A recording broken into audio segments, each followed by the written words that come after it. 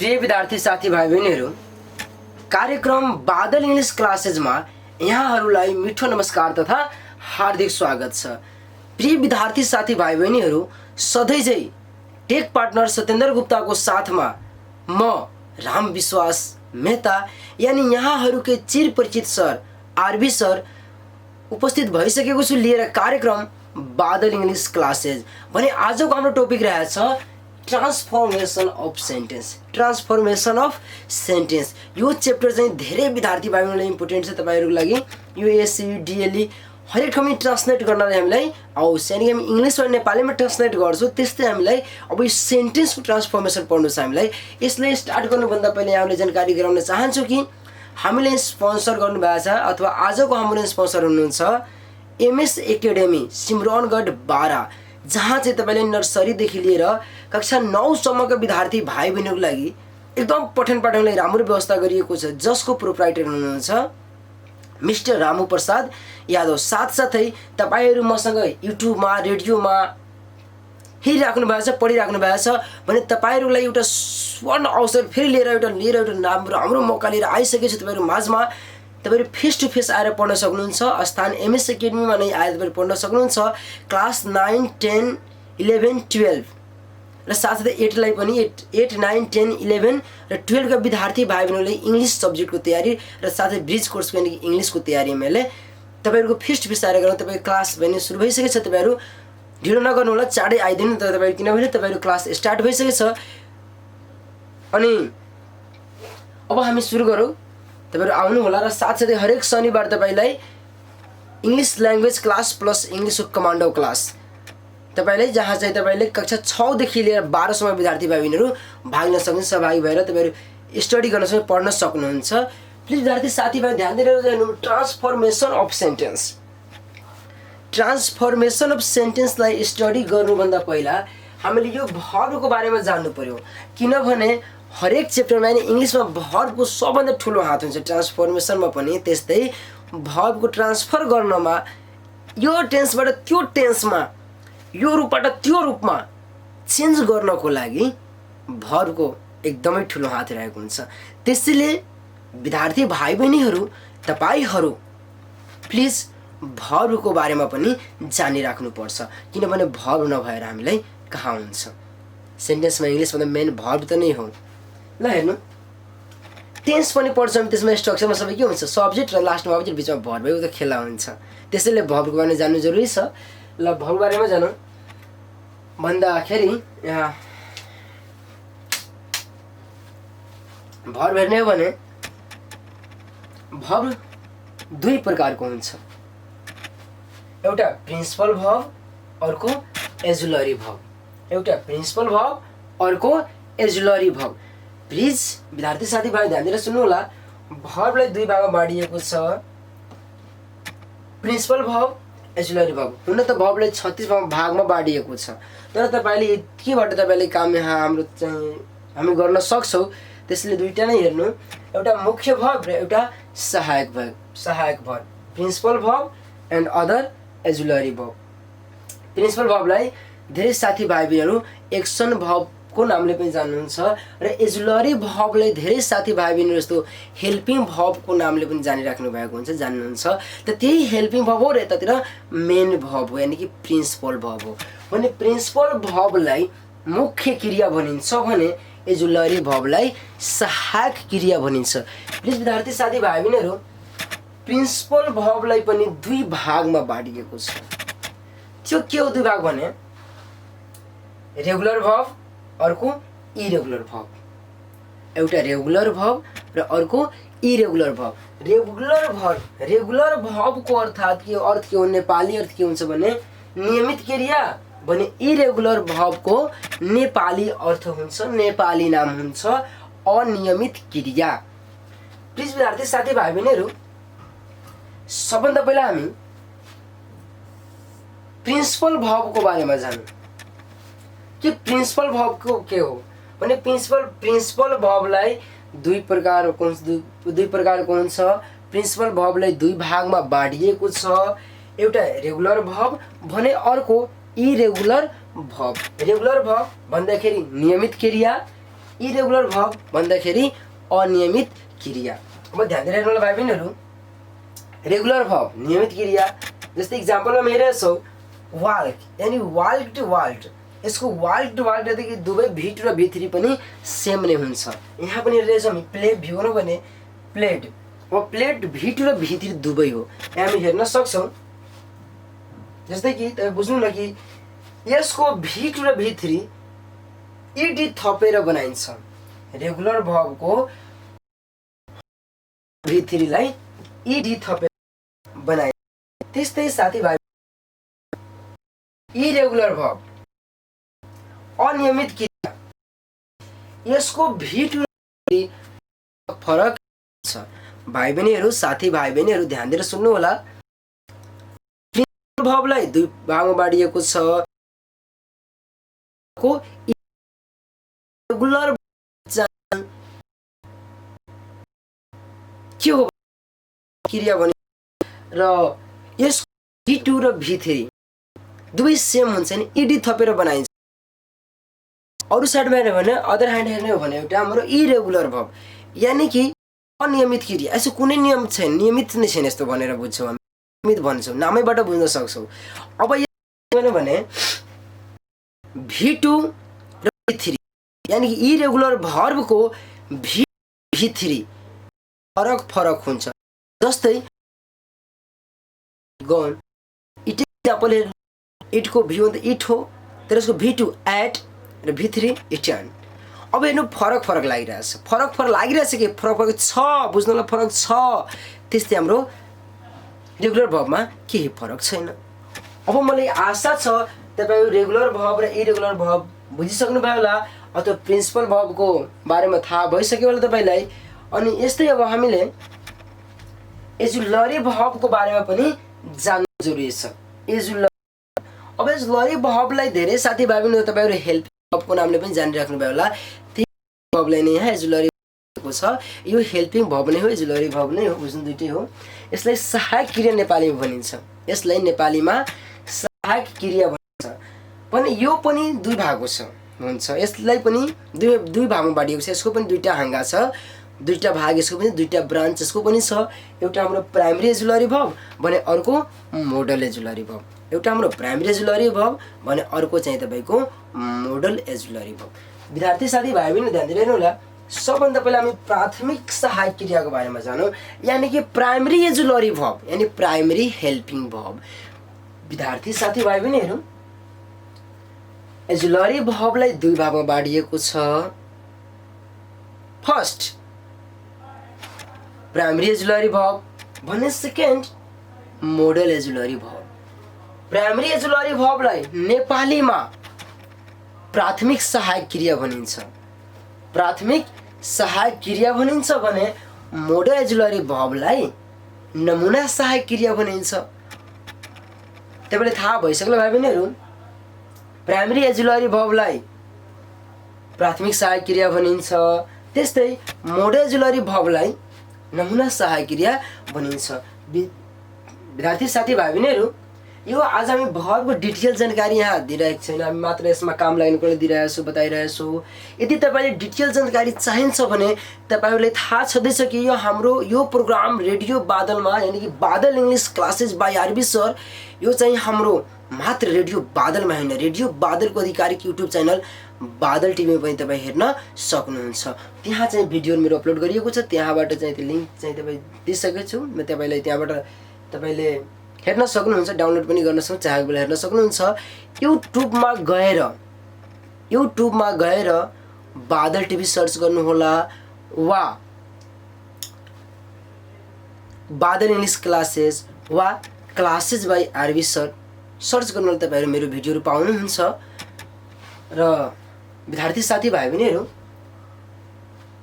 अब हामीले प्राइमरी एजुलरी भर्बको बारेमा जान्नु छ, यसैको बारेमा हामी डिस्कस गरिरहेका छौँ।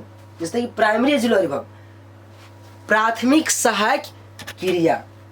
जस्तै तपाईँले बुझ्नुभयो होला, प्राथमिक सहायक क्रियाहरूको आफ्नो सब्जेक्ट अनुसार प्रयोग हुन्छ, यिनीहरू आफ्नो सब्जेक्ट अनुसार प्रयोग हुन्छ। जस्तै कि is, are, am, was, were, has, have, had, do, does, did, यी भर्बहरू आफ्नो सब्जेक्ट अनुसार प्रयोग हुन्छ। यिनीहरू जस्तै कि हि, अब इज गर्छौँ, आर गर्दैनौँ हामी, इज आर एम मारेर भने एम त गर्दैनौँ, आर त गर्दैनौँ, इज गर्छौँ, हि इज। यसको अर्थ के हो भने हामीले एजुलरी भर्बलाई यिनीहरूको सब्जेक्ट अनुसार हामी प्रयोग गर्छौँ, युज गर्छौँ। जस्तै कि Ram is a good boy, Ram are good boy त भन्दैन। त्यस्तै साथीभाइ बहिनीहरू अब पालो भइसकेको छ मोडल एजुलरी भर्बको बारेमा। मोडल एजुलरी भर्ब भने ध्यान दिएर हेर्नु होला भाइ बहिनीहरू। मोडल एजुलरी भर्ब यानी कि नमुना सहायक क्रिया। नमुना सहायक क्रिया जस्तै कि can, could, may, might, should, shall, would, will, ought to, use to, need to, dare not, need not, यी सब चाहिँ के हुन् भने हाम्रो मोडल एजुलरी भर्ब। यसलाई नेपालीमा नमुना सहायक क्रिया भन्ने गरिन्छ। प्लिज विद्यार्थी साथीभाइ बहिनीहरू अब तपाईँले यो भर्बको बारेमा जानिसक्नुभयो होला। आई थिङ्क यसमा तपाईँले केही समस्या नहोला र भिडियो हेरिराख्नु भएको छ भने यसको स्क्रिनसट गर्नुहुन्छ। यदि रेडियोमा बस्नु भने रेडियो भएको छ भने मोबाइल कोड खोलेर त्यसलाई सक्नुहुन्छ, बेला सुन्न सक्नुहुनेछ। प्रिय साथीभाइ बहिनीहरू यसलाई भेट्न चाहन्छु, भेट्नुभन्दा पहिले कार्य गराउन चाहन्छु कि निड र डेयर को प्रयोग प्रिन्सिपल भर्बको रूपमा पनि हुन्छ र यसको साथै युज टु को पनि विशेष अर्थमा स्ट्रक्चरमा हुन्छ। अब हामी जान्नुपर्ने हो कि कसरी चेन्ज गर्ने। र यस सेन्टेन्सलाई यो हामी बुझौँला कि कसरी सेन्टेन्सलाई ट्रान्सफर गर्ने एउटा रूपबाट अर्को रूपमा, एउटा टेन्सबाट अर्को टेन्समा भने। अब हामीले यसलाई त मेट्नुपर्छ, मेटिरहेको छु। तपाईँले स्क्रिनसट गर्न सक्नुहुन्छ वा डाउनलोड गर्न सक्नुहुन्छ। प्लिज विद्यार्थी साथीभाइ बहिनीहरू भने यस्तै तपाईँलाई थाहा छँदैछ कि आजको हाम्रो स्पोन्सर हुनुहुन्छ एमएस एकाडेमी सिमरनगढ 12, जहाँ चाहिँ तपाईँलाई कक्षा यानि क्लास नर्सरीदेखि लिएर क्लास 9 सम्मको विद्यार्थी साथीभाइ बहिनीहरूलाई उनीहरूको भविष्यलाई हेर्दै उनीहरूको पढाइमा थप सहयोग होस् भनेर उहाँले स्पोन्सर गर्नुभएको छ। उहाँ स्पोन्सर हुनुहुन्छ जहाँ चाहिँ तपाईँ नर्सरीदेखि 9 क्लाससम्मको एकदम राम्रो पढाइ व्यवस्था गरिएको छ। र यस्तै अब हामी जानकारी दिनेछौँ। A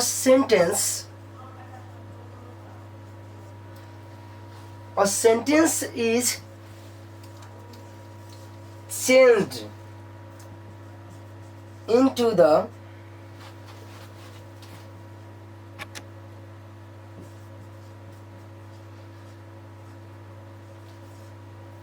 flowing forms.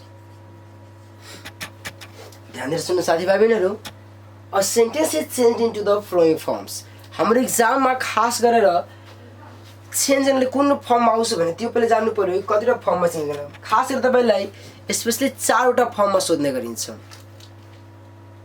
एउटा affirmative, second negative, third interrogative, fourth interrogative negative. Once again listen. First affirmative, second interrogative and negative, third interrogative, fourth interrogative negative भने यहाँ लेखौँ हामी।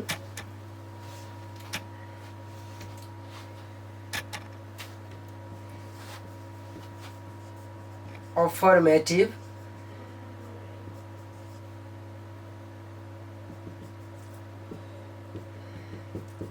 second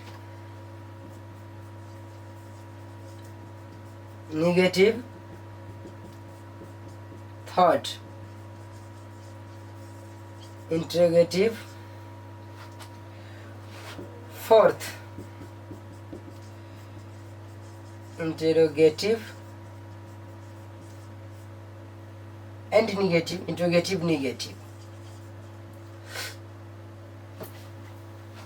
प्रिय विद्यार्थी साथीभाइ बहिनीहरू तपाईँ जुन यहाँ हेरिराख्नुहुन्छ बोर्डमा अफर्मेटिभ, नेगेटिभ, इन्ट्रोगेटिभ र इन्ट्रोगेटिभ नेगेटिभ यो 4वटा फर्ममा खास गरेर तपाईँले इक्जाममा चेन्ज गर्नलाई भनिएको हुन्छ।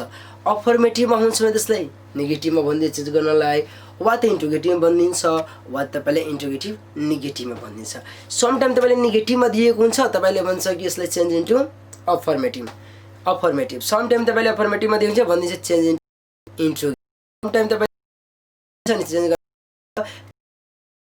अफर्मेटिभ इन्ट्रोगेटिभमा दिएछ तर पनि भनिदिन्छ तपाईँलाई चेन्ज इन्टु इन्ट्रोगेटिभ नेगेटिभ र दिन्छ। जस्तै कि अब हामीहरू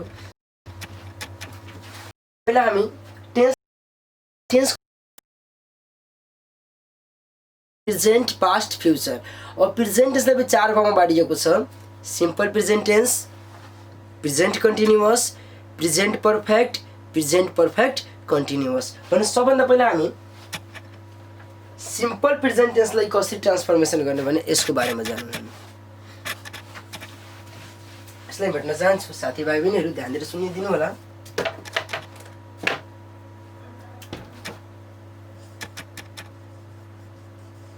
सिम्पल प्रेजेन्ट यसको अफर्मेटिभ स्ट्रक्चर तपाईँले थाहा होला, subject plus V1 V5 plus object. भने यसको subject plus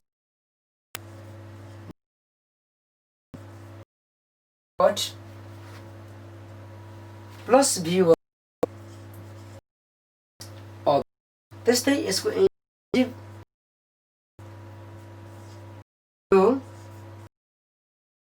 does plus subject plus V1 plus object plus question marks.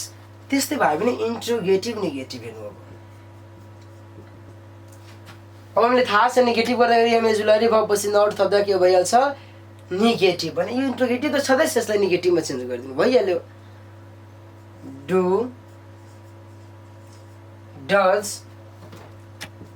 Plus not plus subject plus V1 plus object plus question marks. और do does plus subject plus not plus V1 plus object plus question marks. अब हेर्नु साथीभाइ बहिनी कसरी आउँछ एक्जाममा भनेर। जस्तै कि मानिलिनु यहाँ दिएको छ Ram does not eat rice. Ram does not eat rice, Ram does not eat rice. अब यसलाई तपाईँ भनिदिन्छ जस्तै कि चेन्ज इन्टु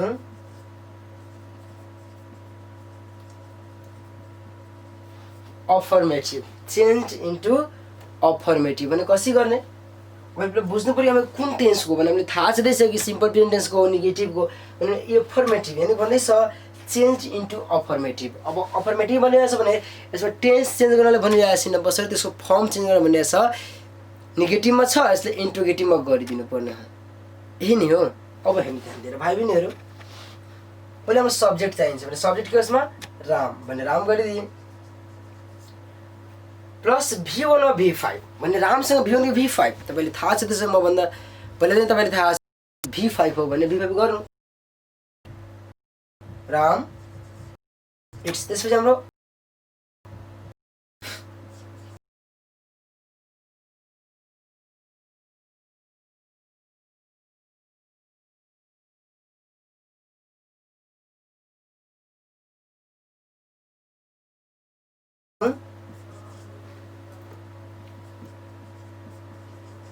इन्टरोगेटिभ। यस्तै इन्ट्रोगेटिभमा चेन्ज गर्नु भने छ इन्ट्रोगेटिभमा भने ध्यान दिएर हेर्नु होला भाइ बहिनीहरू। राम अब इन्ट्रोगेटिभ स्थिति के छ do does plus subject plus V1 plus object भने गर्ने राम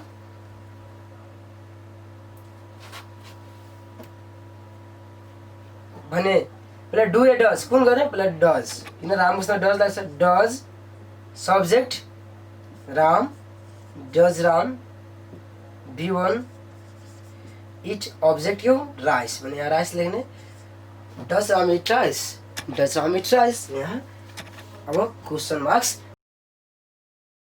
साथी भाइ हेर्नु होला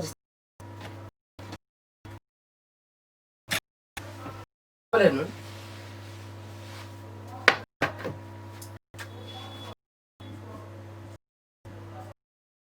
I like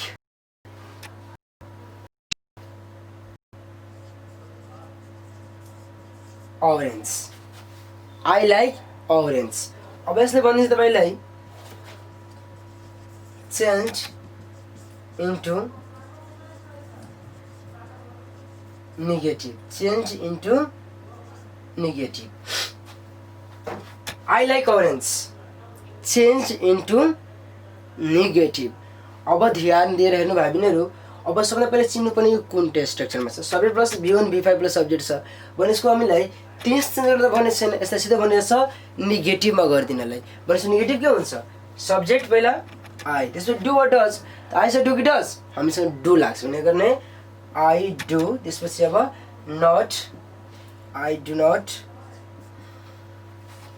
V1 भने V1 के हो, like object orange, full stop. I do not like orange. I like orange. यसको नेगेटिभ गरिदिनु, I do not like orange. यसलाई इन्टोगेटिभ गरिदिनु, Do I like orange? Interrogative negative गरिदिनु, Do not I like orange? Do I not like orange? यस्तो प्रकारले यसरी हामी change गर्न सक्छौँ। प्रिय विद्यार्थी साथीभाइ बहिनीहरू, मलाई आशा छ तपाईहरु अब सिम्पल प्रेजेन्टको पनि ट्रान्सफर्मेसन गर्न सिकिहाल्नु भएको छ, तपाईले बुझिसक्नु भएको छ। अब मैले प्रवेश गर्न चाहन्छु present continuous टेन्समा।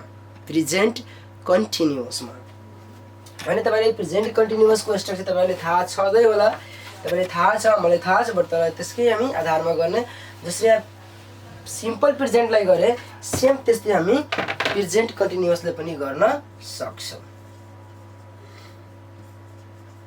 Present continuous tense भने यसको अफर्मेटिभको स्ट्रक्चर के हो भने तपाईलाई थाहा छ already, subject plus is are am plus V4 plus object plus object. अब यसले नेगेटिभ गर्ने हो भने इज आरएमले गर्ने कि अगाडि गर्ने हैन, इज आरएम पछि हामीलाई नट थप्नुपर्छ। अनि नेगेटिभ गर्नको लागि हामीले केही गर्नु पर्दैन, एजुलरी भब पछि नट थपिदिँदा हाम्रो के हुन्छ, नेगेटिभ आफै बन्छ। त्यसैले हामीले यता नगर्नु, एजुलरी भब पछि हामीलाई मात्र नट थपिदिनु, आफै अटोमेटिकली त्यो नेगेटिभ बन्ने छ। हेर्नु ध्यान दिएर, जस्तै भाइ बहिनीहरू subject plus is are plus not plus V4 plus object. विद्यार्थी साथीभाइ, आजको हाम्रो कार्यक्रमको निर्धारित समयको अन्त आइसकेको छ। हामीलाई बिदा लिनु भन्न चाहन्छु कि आज एमएस रनगढ चाहिँ तपाईको नर्सरीदेखि लिएर 9 सम्मको विद्यार्थी भाइ बहिनीहरूको लागि राम्रो पठन पाठन व्यवस्था गरिएको छ, जसको प्रोप्राइटर हुनुहुन्छ मिस्टर रामु प्रसाद यादव। साथै तपाईहरु मसँग पनि अब क्लास लिन सक्नुहुन्छ, फेस टु फेस आएर क्लासमा क्लास 8, 9, 10, 11 र 12 का विद्यार्थी भाइ बहिनीले इंग्लिश सब्जेक्ट तयारी गराउन गइरहेछ। तर स्टार्ट चाहिँ तपाईको क्लास सुरु छ, स्थान एमएस पनि तपाईहरु आएर पढ्न सक्नुहुन्छ र साथै हरेक शनिबार तपाई इंग्लिश ल्याङ्ग्वेज र इंग्लिशको कमान्डो क्लास म दिदैछु। तपाईहरु आएर त्यहाँ भेट्नु, किनभने ढिलो नगर्नु, किन तपाईहरु क्लास स्टार्ट भइसकेछ। यति भन्दै भोलि फेरि म भेट्नेछु यसै कार्यक्रमको साथमा। तबसम्म तपाईहरु सुन्दै गर्नुहोस् रेडियो बादल 89 मेगाहर्ज। म टेक पार्टनर सत्येन्द्र गुप्ताको साथमा म राम विश्वास मेहता यानी यहाँहरुको चिरपरिचित सर आरबी सर बिदा चाहन्छु। हस्त नमस्कार।